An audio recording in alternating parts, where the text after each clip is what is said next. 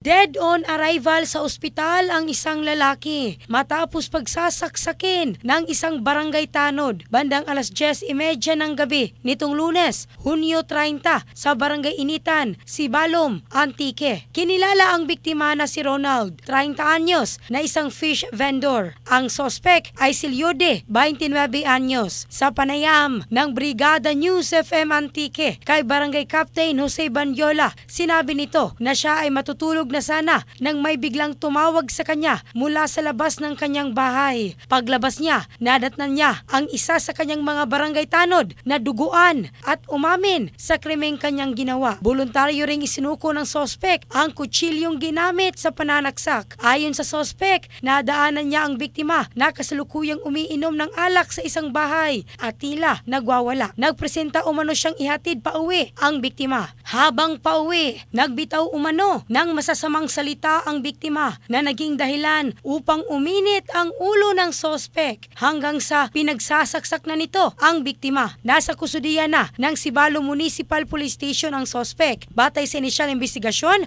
lumalabas na nasa impluensya rin ng alak ang sospek nang mangyari ang insidente. In the heart of changing lives, ako si Michelle Craste ng Brigada News Philippines, the Music and News Authority.